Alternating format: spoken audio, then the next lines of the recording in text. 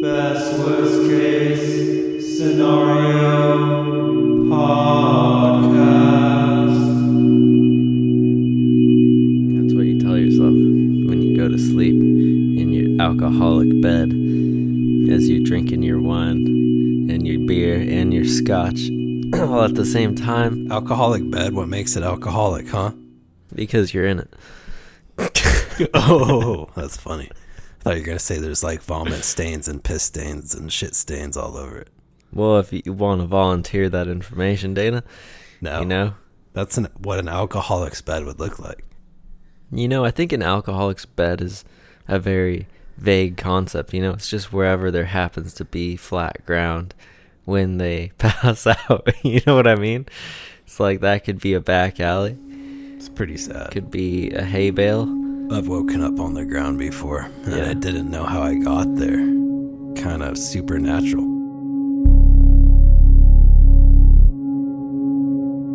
There's a place in Utah, northeastern Utah. Some people say they've seen things that no one else has seen before. Beasts, aliens, UFOs, portals to other dimensions, skinwalkers. These things haunt the grounds of Skinwalker Ranch, a 512-acre plot of land located on the Ute area where Utes used to live. Utes to live.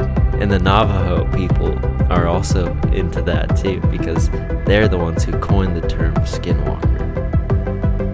This place is such a hotbed of paranormal phenomenon that since 1776, people have been telling stories, spinning tales about this place and about the dark things that happen on this ranch. Wait, since the country was founded? That's kind of weird. Yeah, but this place, so famous, So infamous. so fucking famous that since 1776 people have been seeing shit and reporting about it, and it's passed like 3 hands. It's a weird number of hands to have. 3 hands? 3 hands. I think it's been like 5 hands. Maybe it's an alien. If 14 it's 3 hands. I think it's 14 hands. Is it? Like the wine you're drinking. The cheap ass wine. I'm actually drinking. What am I drinking, Dana? See, this is why you gotta do your due diligence. Your due diligence. This is why you gotta do. You know who did due diligence? Yeah, that's right. You know who You can't did? say it either, can you? I think I just found a word I can't say, guys. It's due diligence. I found like 5 of those. It's man. due diligence. There, I said it. I'm okay. They did their due diligence when they passed it through all of their 5 hands, like you were saying. Okay, yes. So it's past 3 hands at least. And each person who's owned it has like done a lot of research or just lived through a lot of stuff. And over the course of this episode, ladies and gentlemen, for you, we're going to be unraveling the dark, long, wrinkly tale that is Skinwalker Ranch. Thank God. It is a doozy. I thought you were going to say Morgan Freeman's Ding Dong, man. Nope. Like I said, northeastern Utah. It's at the... Have you been there? Yes. No, you haven't. I know. Do you want to go there? Not anymore. No. But, well, actually, yeah, I do want to go see it. But nobody can, because it's a bitch that owns it, man. Well, let's get to that. But first, it's at the southern edge of Navajo Nation.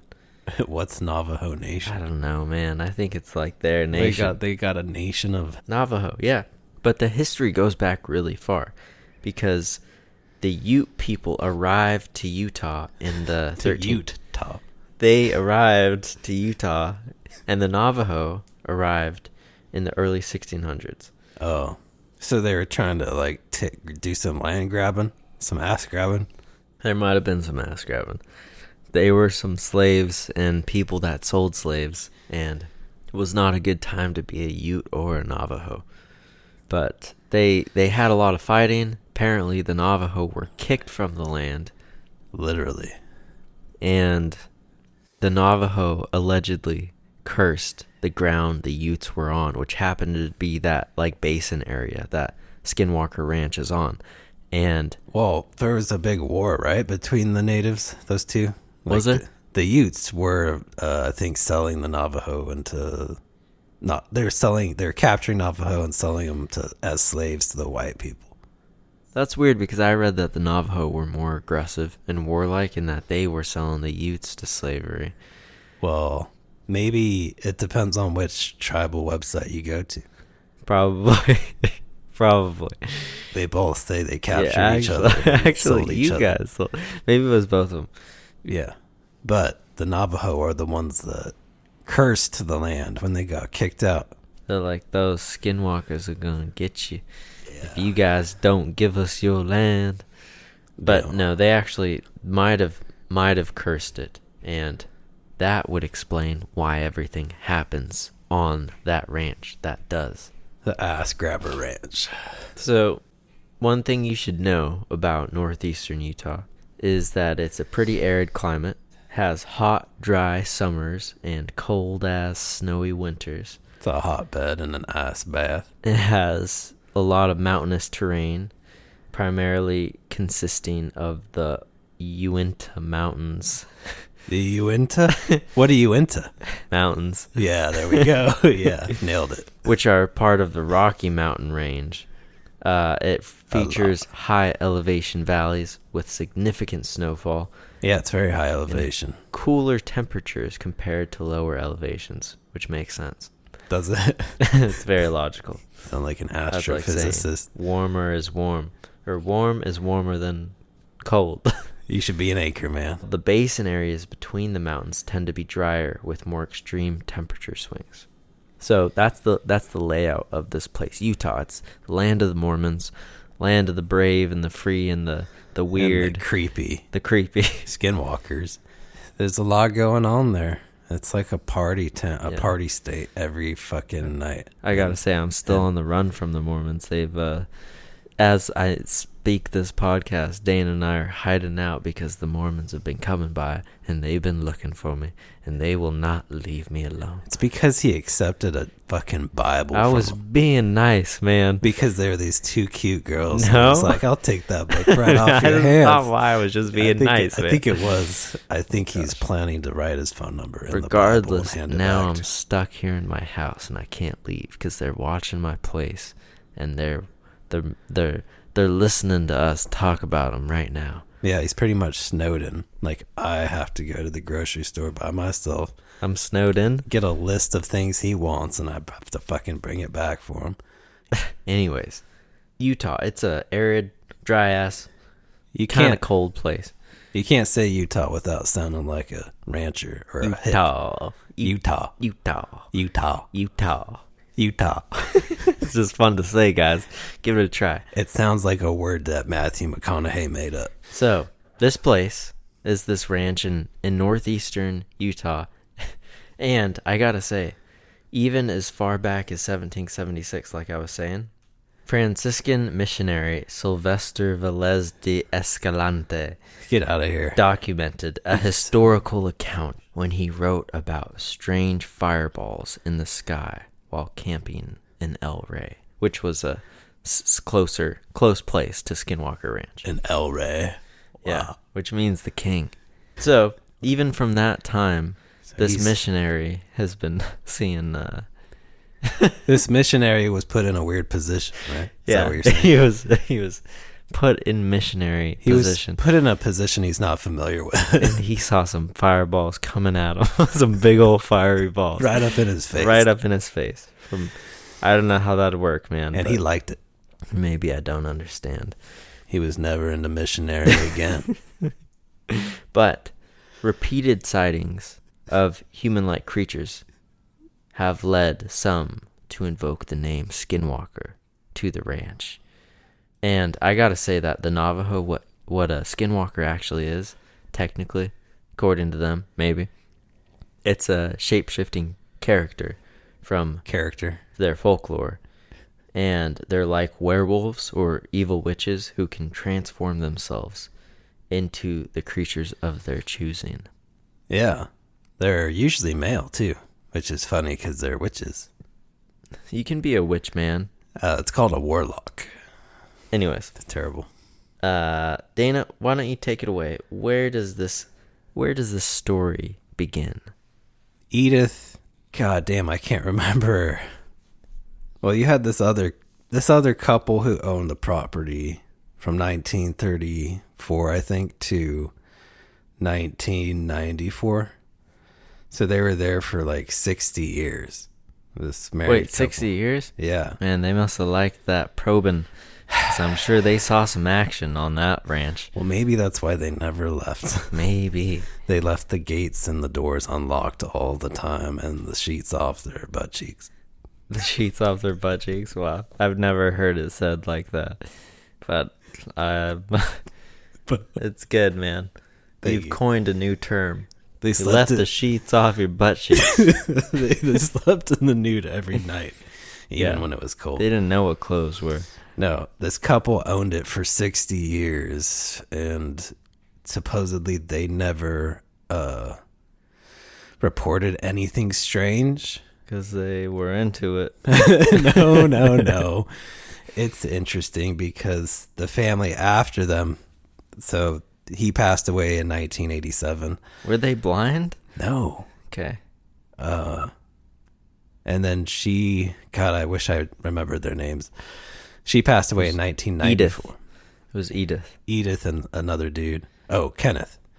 You're shitting me. Edith and Kenneth? Yeah. Myers. Yeah, they were the OGs of the farm.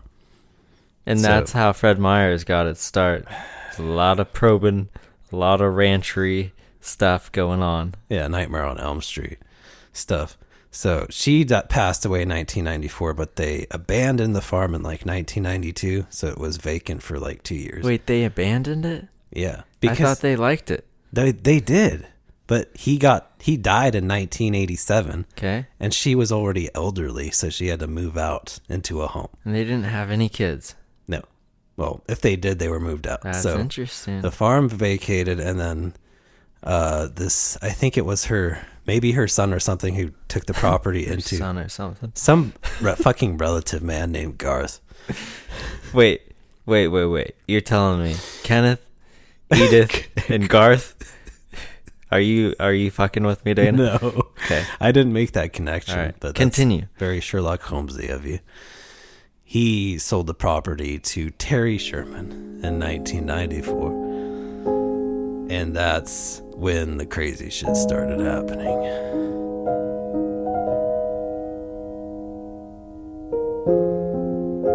The Sherman family, consisting of Terry Sherman, his wife Gwen, and their children, were ranchers who lived on Skinwalker Ranch from 1994 to 1996. Only 2 years. That's how crazy the story is. I think it was under 2 years. It was like a year and a half. They lasted 18 months on this place. Yeah, they didn't like the probing. While little personal information is widely available. Okay. What are you saying, man? Is this a test? No, I feel like there's some paranormal stuff going on in my document. Yeah, that's what old people say, Dana. The words are changing as I'm reading. That's like what old people say. Basically, I'm gonna have to put you in my there computer isn't a lot of literacy information available on the Shermans. Say it one more time. There isn't a lot of information available on the Shermans, despite their experiences. That's kind of much like all you know about them. Is that you don't know anything? It's all speculation bullshit. So, like everything we talk about. But their story has become the central lore of Skinwalker Ranch due to the bizarre and terrifying events they good reason, supposedly endured. Supposedly. Well, their stories are fucking crazy. In fact, he's a good storyteller. If you look at all of the stuff that's come out about Skinwalker Ranch, the Shermans, the people who owned it, these people who owned it from 1994 to 1996, they experienced more supernatural stuff than all of the other investigations spanning like 2 decades combined. Are you betting to wish your life on it? Yeah. Because I call them the unsherman family, man. What? I don't know. I think you're unsure. Well, I'll tell you a story. Tell you a story. So day one, they're moving in, unloading trucks, pumped about this big 500-acre ranch. Got so much room for farm. aerobics. Yeah, I know. Man. They can do whatever they want. They can, have cocaine, meth, cannabis going, everything. And nobody's going to find out. So they're excited about that. And while they're unloading, Terry notices a wolf off in the distance. It slowly Slowly what? What does it slowly do? What does it slowly do? No, while they're unloading, he notices the wolf in the distance, and it starts coming towards the homestead. Coming towards the homestead? The homestead, Oh not my- said. I said homestead. You said That's what I You said. just said home. You shut up.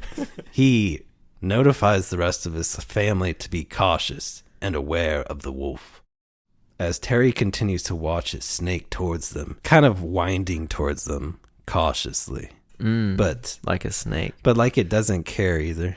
As Terry continues to watch it come at them, he notices it's very large, and he could tell this because it passes by this fence that has like posts every 6 feet, and he's able to estimate that it's about 6 feet long. Damn. With the tail. So this is like your Jacob Twilight size. Wolf. Yeah. Wow. Big one. And so the whole family, Terry's dad is there, his wife and 2 kids. Terry's dad? His dad's there with him? Helping him move in. Damn. Probably just hoping to get some money for weed or something. They stop what they're doing and they remain transfixed on this wolf as it's coming towards them because it's just a weird sight, It would be weird to see a wolf snaking towards you all slow like. Yeah, and it gets closer and closer, and finally to the point where the wolf is close enough for Terry's father to instinctively reach out and pet it. Wait, why would his father instinctively pet this wolf coming? Because it comes up to him like it's domesticated. What? It's not growling or anything. It comes up to his dad, and he starts petting this big fucking wolf. So his high dad starts petting this wolf coming up to him like it's a big pussycat. Teddy bear. What the hell? Yeah, and it's rubbing up against his dad like a dog would. Oh, that's weird. And the wolf seems to like not care about the family or that they have, I think they have weapons, but they're just stunned at the sight. And Yeah, of their dad rubbing up on this wolf. It's a crazy sight to see. Bestiality about to happen on. Yeah. So it's kind of gets distracted and leaves his dad and keeps walking into the homestead area or towards this enclosure, which has a calf. Its head is sticking out through the bars, and it suddenly like just snaps its jaws around its head and tries ripping it out of the cage. And It's not nice. they're like, what the fuck? And suddenly they thought they made a friend. And so I think his wife or his dad starts hitting it with the back of an axe, and they're throwing rocks at it and screaming. And then Terry, he whips out his Colt 357 and shoots it like 3 or 4 times. And he says it Terry's a stone cold killer, man. it didn't phase the wolf. It didn't phase. It kept like fucking trying to rip this calf apart. He said that it hit the wolf, but maybe he didn't. He was just embarrassed to say he missed all 4 shots. Could have been. I'd probably be a pretty bad shot. So My calf was in the mouth of a giant wolf. I'd be scared. like screaming. the back of your calf. Back of my calf. Yeah. So he shoots at it. He misses, or he hits it, but nothing happens. Yeah, so it doesn't give a fuck. And so Terry runs into the house and gets his 30-06 rifle. His what? His 30-06. What's an aught? It's aught just means 0 pretty much. Oh, okay. It's a 30-06 rifle, which Thanks is for explaining. a Thanks. nice. It is weird. People say 30-06. It sounds like something your grandpa says. Yeah. 30-06 rifle, which is a good hunting rifle, and it could, if you use it right, you could take down moose, brown bear, elk, and yeah, he comes out. Yeah. But by this time, like the wolf, it's kind of bored, so it starts walking off into the wilderness, and he takes another shot or 2 at it with his rifle, which he says hit, and it still didn't go down. It just walked off into the woods. I wonder if it actually hit it though? Because he keeps on saying it hit it, but it's like, didn't it though? Well, he's saying it hit. But if that's the case, it's interesting because there's no blood trail. Yeah, that is interesting. So right as it disappears into the woods, he's like, okay, we gotta fucking kill this wolf. Like, we have livestock. It's like our bread and butter. And so he grabs his son and is like, we gotta hunt this thing down. So they track it into the forest.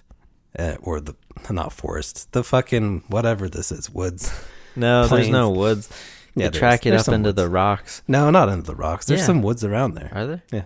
Okay. Or high grassy areas. You say so. They followed his tracks into the woods and came to this muddy area, and the tracks just stopped. Whoa. And he's like really confused and frustrated because they were on its tracks and then they just stopped, like it flew off. I think this is just revenge at this point. Like, the wolf is leaving, it's gone away, and he's just like, nope, we gotta fucking kill a wolf. Yeah. It just took a bite out of my calf, and that ain't cool. Yeah, so that encounter was interesting, right? What'd you think of that? You think he handled it well? Yeah, wild. So that sets the stage. But the Shermans, they weren't one to shirk at scary stuff. Shirk? Yeah. They would not be feared away, frightened away. They would twerk at scary stuff. They would not be frightened away by this twerk the horror away. By this one big wolf. So they stuck it out, right? They tried to stick it out, but it was like, obviously it didn't last long because things got worse and worse. Like, I forgot to mention, when they moved into this place and they first saw it, like Terry and his wife, they went there to check it out. They saw something else there? Well, they noticed some stuff, but they didn't think much of it. Like what? Like a big alien? No. They noticed that every window in the house had a deadbolt lock on it, and every door in the house, not just the front and back door or doors leading in, every door between rooms had a deadbolt on both sides.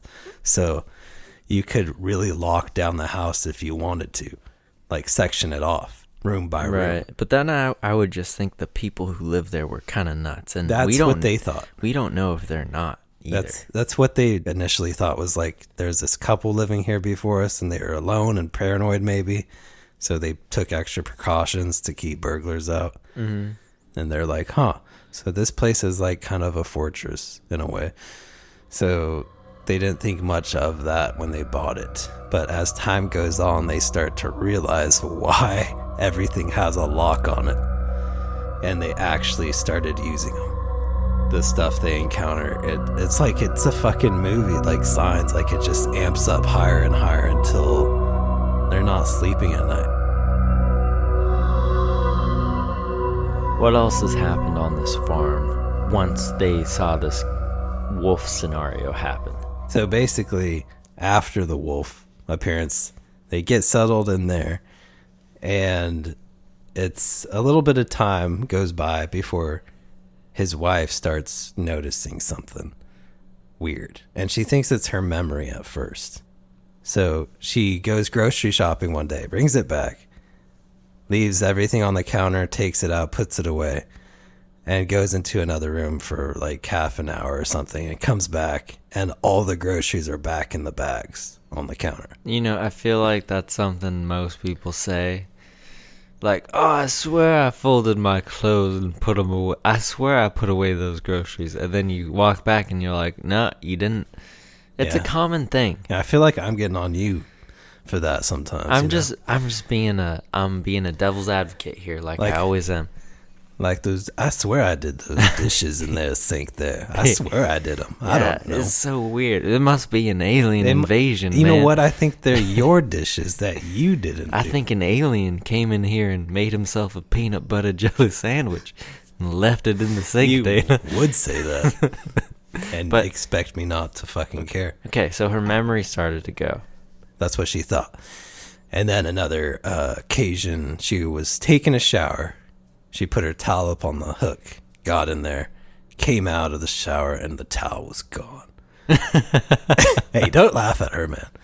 Wait, she might be listening to this. The towel was gone? Her towel was gone. Oh, then you just got to shake it out. You got to shake it all dry. But, jump up and down. Yeah. So the towel was gone. The towel was gone. So we're supposed to believe an alien snuck in there, stole the towel, left. And then they got up to the window and they got their eyes looking through at her coming and then out they of the... filmed the whole thing. But it seems like a reach, doesn't it? Yeah, the towel. Yeah. It's a reach because... And the groceries, like the alien saw everything she took out and took it out and put it back in the bag. But it's not a reach if it's... So the towel went missing. She came out. She got another towel, obviously. She didn't air dry like you're saying. I know that's what you wanted. And that's what the aliens wanted too. But she found that towel that she had picked out, and it was in a closet on the other side of the house. Why would she look on the other side of the house for her towel? Because maybe that's where the towels are kept. Well, then it would make sense that it'd be in there. The point is she found it and it was way far away. So Okay. this So she used it. So this seems like, not a big deal. These aren't aliens. Seem like a big deal at all. They're man. doing like really novice level pranks. Yeah, like hiding the remote in the cushions type of shit. Like that's such Leaving a the cupboards open. annoying prank to put all of their groceries back in the bags after they were put away. Were they also leaving the toilet seats up, Dana? So no, her account by herself, it sounds pretty lame and not very alien, but it kind of lines up with her husband. Yeah, let's hear from Terry now, okay, Gwen? Yeah, Terry, he was out one day digging fence posts every 6 feet or something like that with this post digger. Yep. But it was like a 70 pound piece of equipment. And he was out there digging away. And he decided to take a break and either go inside and get some food or go check on another part of the farm. And when he came back, the tool was gone. And so he went inside the house to ask his wife and kids, like, have you seen my tool, my digger? My post digger. My fence digger. Have you seen it? And they said no. So he went about his day, and a week later, he's on another side of the property, patrolling it, I think with his dog, and he notices the post digger 60 or 70 feet up in a tree. What the fuck? He's like dumbfounded. He has no idea. Oh my gosh. This makes sense because they were saying in that show, Skinwalker, The Secret of Skinwalker Ranch, that they don't like to dig. They don't like when you dig on Skinwalker Ranch. You better not dig. Don't you dare dig. Don't even think about digging. That's exactly. Someone's going to get hurt. That's exactly how they sound like. That's interesting. So he dug and then his digger went missing in a tree. That is interesting. I didn't make that connection. Well, we're making them now. Yeah. So that happens.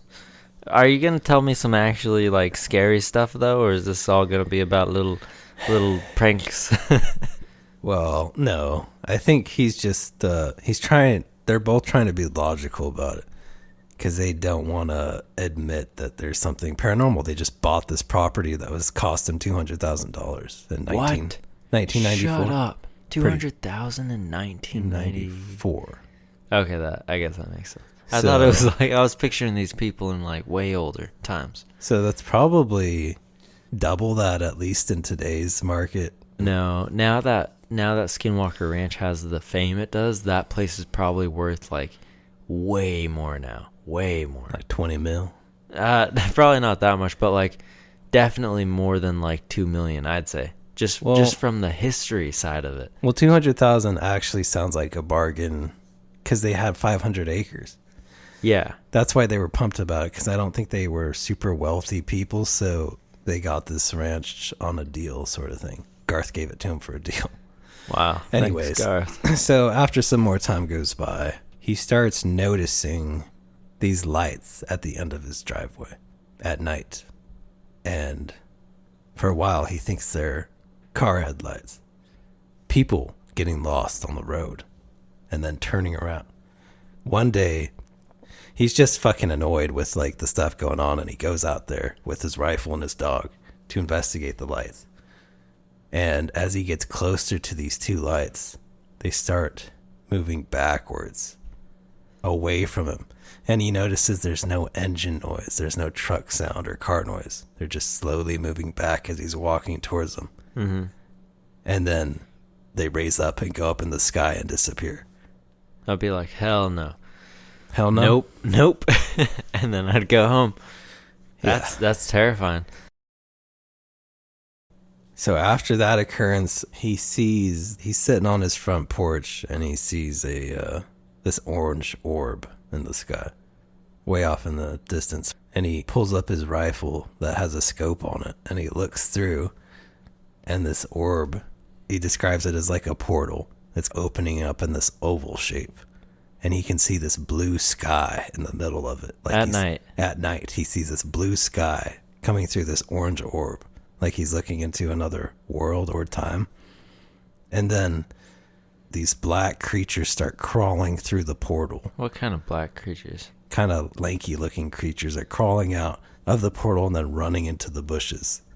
Like Slender Men. And he said that there was also this craft that came through the portal. Jeez. But by this time he saw this weird ship thing in the forest, he had also had cattle disappearing that would wander off. The tracks would stop. Like it was picked up. That's scary. And not nice to have happen on your farm. No. You're trying to enjoy your iced tea on your porch and you got big slender men coming through a portal, stealing your cattle. Gosh. Taking your digging tools, unpacking your groceries after you put them away. So around the same time that he saw this orange portal, the family started experiencing these big black entities scurrying around their house at night. They said that these figures would put their hands against the glass and try to peer into the house. There's some peeping toms is what you're saying? But they said they had no faces.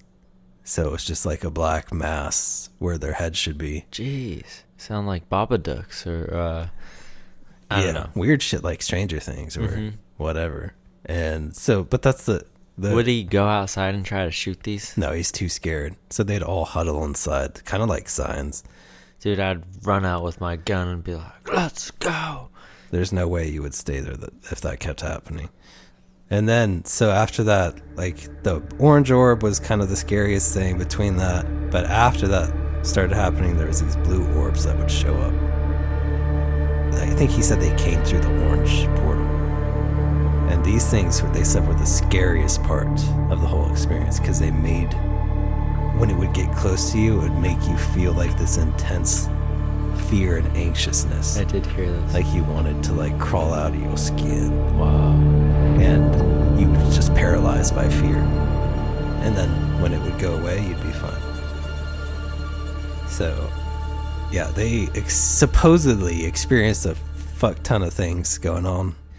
They had a cow that was mutilated too, that was cut up with like almost laser precision. The blood was all gone. Yeah, well, that happened a few times actually. Yeah. Like they had at least 25% of their cattle taken out. Jesus. Which is crazy because that shit ain't cheap. Holy cow. Holy cow. And some of them, like you said, went missing, but a lot of them, they found the like weird surgically removed pieces in the bloodless bodies just laying around their farm. That's disturbing. It is. Cattle mutilations. It's something that's pretty common as far as like UFO stuff goes. Yeah, especially in that area, like all the surrounding states, like Colorado, Oregon, what was another? New Mexico, like all these areas, Nebraska, they have cattle mutilations going on. It's interesting. And they haven't really caught anybody. I think the FBI investigated it a little bit. They said there was like 10,000 cow mutilations. They said a lot of them, they could explain it. Several thousand, they couldn't. But almost always, the blood is gone. It looks like the cow was like vacuum sealed from the inside. Like a vampire. Yeah, something sucking the blood right out of them. And their organs are missing sometimes. Well, after they experienced enough of this, the Shermans were like, screw this. We got people peeping in our windows and all this other manner of wild shit going on our farm. Shenanigans. Can't talk. The Sherman shenanigans, yeah. So they decided to sell it And at this time, they were talking to a lot of people, right? Weren't you telling me they were talking to people and word was getting around that they were experiencing some wild shit on this farm? I don't know who they were talking to, but I know by near the end of it, his wife lost her job as a banker because she wasn't sleeping. The kids were failing in school. He was going insane. They're all sleeping in the living room on the floor. So it was time to sell. They were truly tormented by the stuff happening on the place. Supposedly, yeah. So they decided to eventually sell it, and Terry Sherman and his wife Gwen, they shared their chilling story with a local reporter in June of 1996.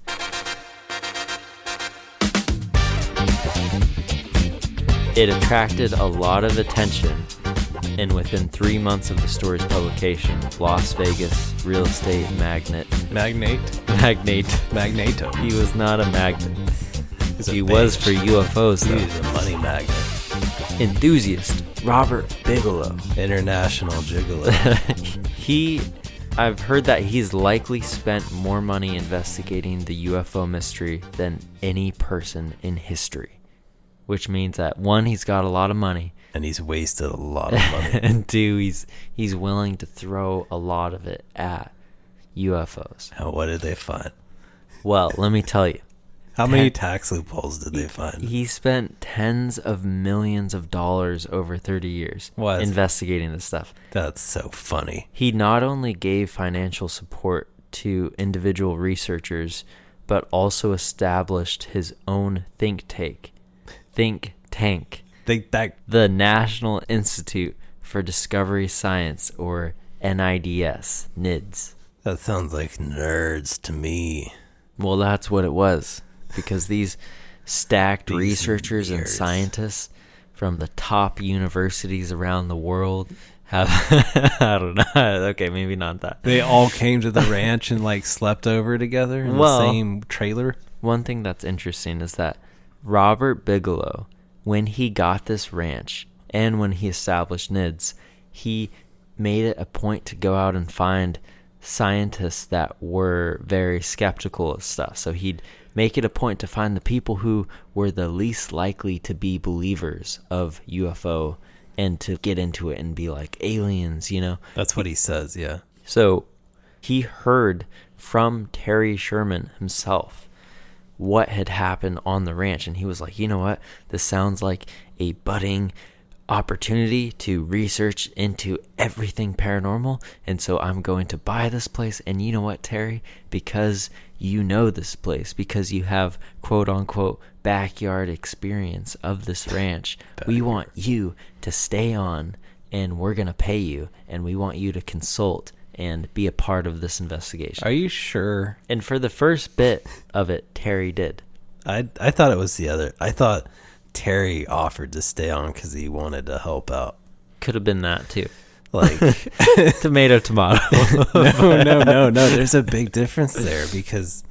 But you would think if he was terrified and shell shocked, he'd be like, "No, you take that place, and I'm getting the fuck out of here." That's what I mean. That's what adds skepticism to me of why Terry would offer his help and assistance on the ranch. Robert, it was that fucked up because he knew it. That was his idea, is that these scientists had no way or how to run a ranch, how to protect themselves, how to use a fucking gun. Right. But Robert Bigelow said that he talked him into, he said the agreement was that he stayed on. So take that how you will, but Robert Bigelow set up round-the-clock surveillance of the ranch, hoping to get to the bottom of the paranormal claims. Yeah, he put surveillance in the bathrooms too because he's a sicko. That surveillance led to a book called Hunt for the Skinwalker. Science Confronts the Unexplained at a Remote Ranch in Utah.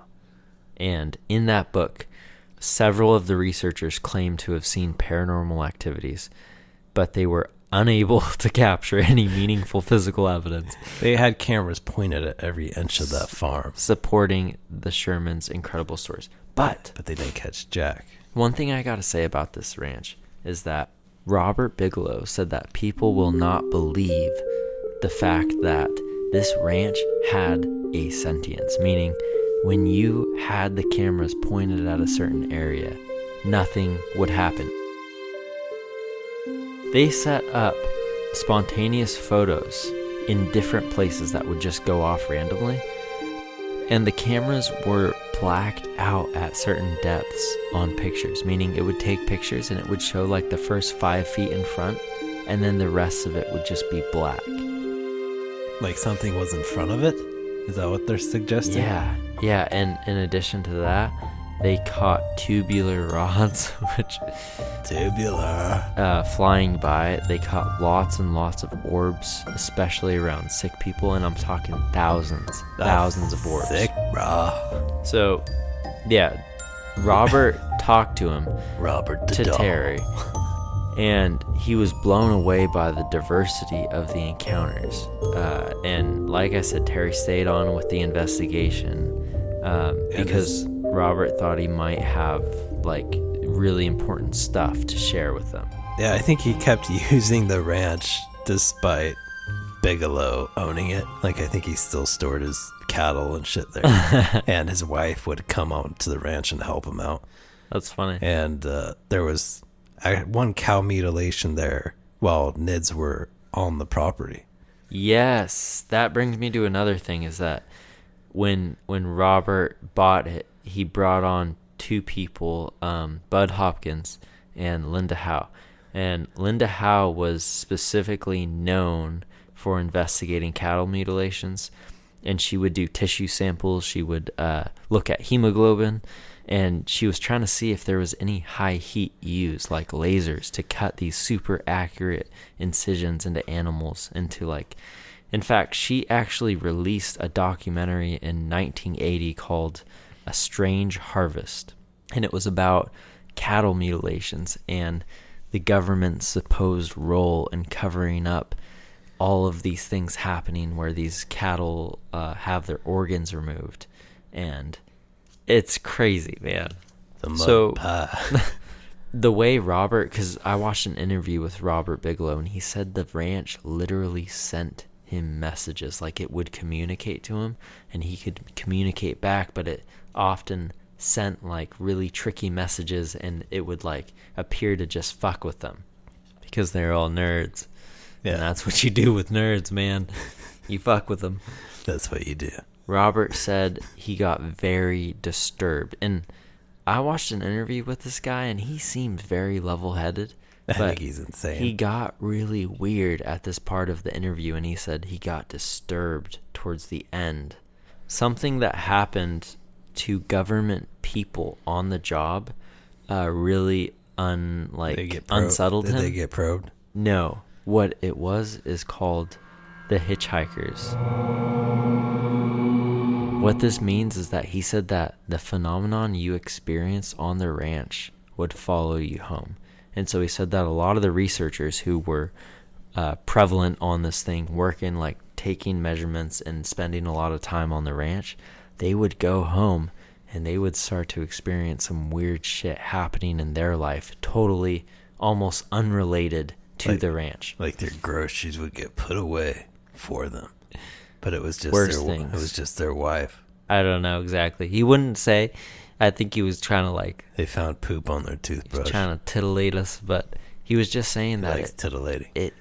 It went with you home, and that these researchers had awful things, some of them, happen to them. I like how vague he is. Everything about it. It's very vague. I know. That's what makes it feel like this weird sort of nonsense, nothing burger. But I will say that while Robert owned it, allegedly, he was contacted by a scientist working for the DIA, which is the Defense Intelligence Agency. And that led to a Pentagon secret project that was directed at the type of phenomenon that they were experiencing on the ranch. So there is something here. Is it something like we think? Maybe not, but it's big enough to interest not just the U.S. military, but other international governments. Yeah, I think there's actually proof that the military or FBI tried buying the land a few times. Yeah, at the very least, just to like put a lid on it for what people are seeing. Like, even before the Navajo put the Skinwalker curse on it for the Utes, there was supposedly some weird shit going on there that the natives said was going on, you know? No. No, I don't. No. What do you mean? Like, it predated the Skinwalker shit. Oh. Like, that the natives thought it was like a sacred land where there was sort of weird stuff going on even at their time, so they would avoid it. It was like a special place, but it got tainted with the Utes. So then they tainted it. They put a curse on it, and then it got more fucked up. Wow. Well, I gotta say that their stuff didn't happen as crazy as like the Shermans, but there were a few things that happened while Robert Bigelow was doing research that just kind of blows my mind. One thing was that on the night of March 12th, 1997, when the ranch had already been sold off, there was this biochemist, Colm Keller, and he was working with Bigelow's National Institute for Discovery Science, the NIDS. He claimed to see this really big humanoid creature looking at the research team from a tree. And as he detailed in The Hunt for the Skinwalker, the creature was approximately 50 yards away, looking at the team safely from a tree perch that was 20 feet off the ground. They said that the creature sat motionless, and the only indication that the beast was present was they said the penetrating yellow light of the unblinking eyes as they stared fixedly back into the light. That's creepy, isn't it? It gets crazier though. No way. So Keller, he fired at the creature with a rifle and it disappeared. And then this is in quotes, "It was then that I saw it, a single obvious oval track above 6 inches in diameter, embedded deeply in the patch of snow. It looked unusual, a single large print in the snow with 2 sharp claws protruding from the rear of the mark, going on a couple of inches deeper." So he's saying that once they got there and it had disappeared, it looked like a bird of prey, like a raptor print in the earth. Like a claw. Like a bird claw? Yeah. Like a big old bird? But that's probably like the craziest thing that happened. That's interesting because the story I read, that whole scenario sort of happened, except Terry was the one who shot at it. Huh. Yeah, somebody's fucking lying, man. Someone's taking credit Terry, yeah, he spotted it, and the whole NIDS team saw it. And he shot at it, and it disappeared for them never to see it again. I think Terry's trying to steal the show. Like, I think some weird stuff happened while Terry was on the ranch with the NIDS team. But it was usually wherever Terry was at. Yeah, Terry was the magnet. Terry would call it in and be like, shit. "Some shit, crazy shit happened to me where I saw this."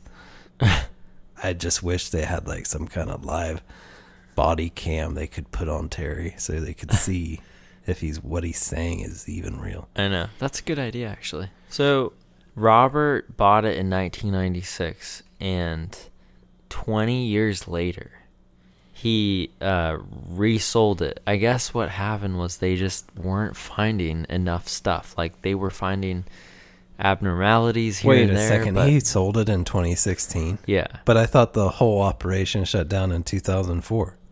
I think it did. But he kept the property. I for think he another must have 12 kept the years. property, but Damn. they like didn't find anything, and I think you're right, around 2002 they shut it down. He had to stop paying all the scientists. Yeah. That was getting expensive. Mm-hmm. Yeah. So after that happened, around 2016, the ranch was resold to Adamantium Real Estate, to this guy.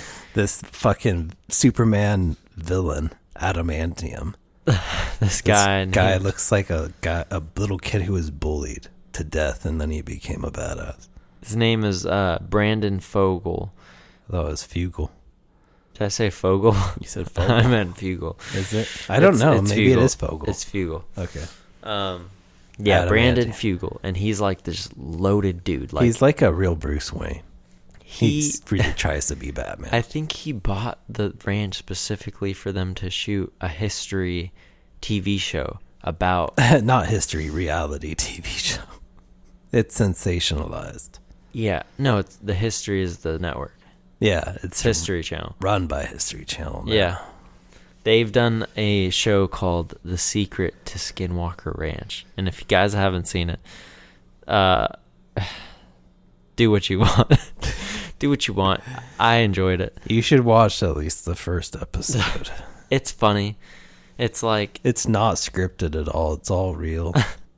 It's all real. There's a guy named Travis something. Travis. yeah. What Yeah, is they his name? brought this guy, Travis, who was, He's an astrophysicist with a bunch of PhDs under his belt.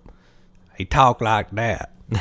He's like Yeah. real fucking smart. Was his name Travis Everything crazy. Travis Scott. Where's Yeah. Scott Travis? I don't know. Travis is in there But somewhere. he was hired on by this guy, Brandon Fugel, to pretty much do what Robert Bigelow Pretty did. much just bullshit through Yeah. all 4 seasons. It's interesting. Like, they get all these researchers together, and they're like trying to find stuff, but all of their experiments just seem really like, They're all really technical experiments you don't fully understand. And it's all this crazy data they're getting. yeah, And then at the end, it doesn't tell you anything. right. Like, It's they're like, why don't we strap this laser to this cat here and have him run up over the pass there, and Yeah. those lasers will dance around and point. let's put this bottle rocket in Eric's butthole and make him run Yeah, poor Eric. up Eric, the Rocky Mountains. Eric is he's the observational researcher that was there for like the longest. Yeah. And, He's a real tiny guy. And like, Very defenseless. it's sad, man. Like, if he ever comes across an alien that Man, if he comes across a turkey, he might lose, man. he might lose. He might lose. Yeah. Like, the show, it's entertaining. It's kind of like almost any show that's covering almost any show, like Destination Truth, Destination Unknown, anything that's covering history that's trying to uncover more truth than we already know. They usually, more times than not, unfortunately, don't find stuff, but they're trying to. But they still are able to make the episodes entertaining. Right. And it keep you watching. And, Yeah, and like- it is somewhat entertaining. Like, there's this one there's episode. inner drama. There's this one episode where they're flying around in a helicopter, and you can like see it's windy because you can see trees moving, Yeah. and they're like, "Oh my God, it's an invisible force pushing down on the helicopter, and we don't know what it is." And the helicopter's like weaving around. Yeah. Like you could tell he's like fucking up the helicopter on purpose. There's this part where the cameraman in the helicopter cockpit is like shaking the camera around, and at that point I was just like, "Oh my gosh, this is all about the sensation, you know. This isn't about science."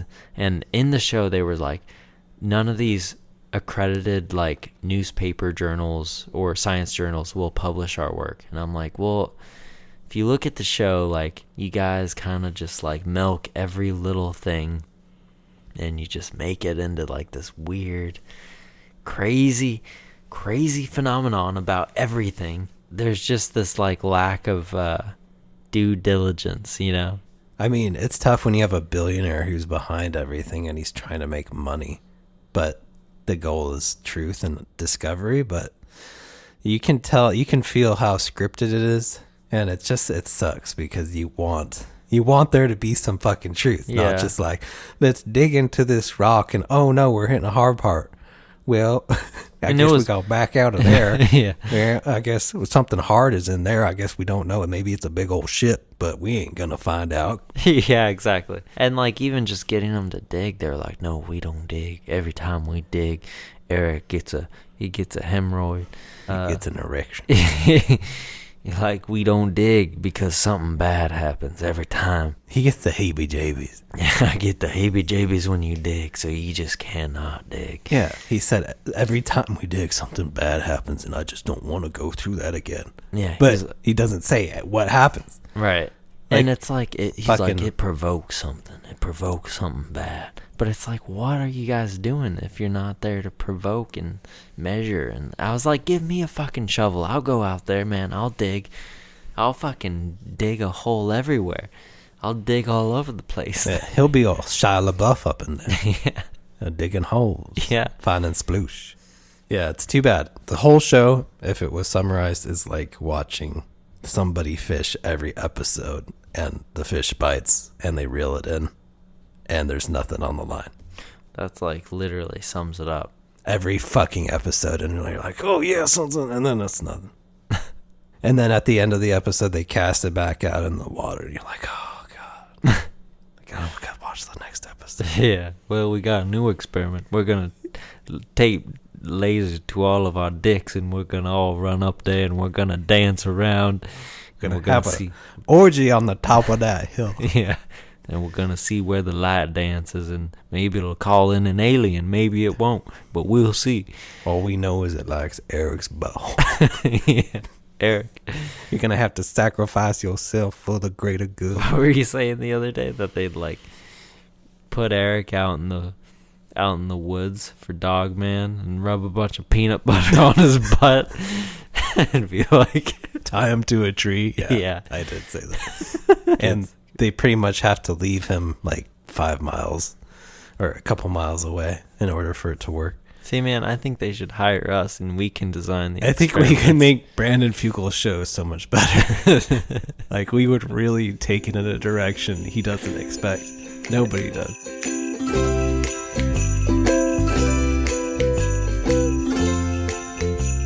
As we wind this down, what do you think, Dana? What do you think is going on there? What do you think's happening? I think it's like a playground for aliens. Eric's butthole is a wonderland. That's what the aliens listen to. They're probing them good every night. Bought some new underwear. Bought a thong today. See how the aliens like that. Yeah. No, I think that the Skinwalker Ranch is a pretty convoluted, is that the term? Where it's kind of got bullshit there. Like, there might be some truth to the stuff going on, but I feel like in the last 10 to 20 years, it might be mostly fabricated bullshit. Well, they have like a few lights here and there. I think it's tough because most of the cool evidence and everything is word of mouth. There's no hard evidence really to anything except mutilated cows, which could just be a wolf with really sharp teeth, or people trying to fabricate a hoax like Terry. So everything weird seemed to happen when he was around. I don't know. Maybe he was trying to be famous and create this story to sensationalize everything and make money. Perhaps. But predating him, it is weird that the land was known to have weird stuff happening with the Navajo and the Skinwalker curse. And it is interesting that if Terry and his family only lasted 2 years, why did the couple before him last 60 years? Because they liked it. No, yeah, if you guys have ever been there, or you know anyone that's been there, please let us know in the comment sections, or just like send us a message and let us know your experience, because I'm dying to know if anyone has been there, and like, what have you experienced? Is this all BS? Have you been probed? I think that about wraps it up, Yeah. Let me just say, because I haven't already, this is Mayan. This is Dana. And thank you guys for joining us on this episode of Best Worst Case Scenario Podcast. BWCS.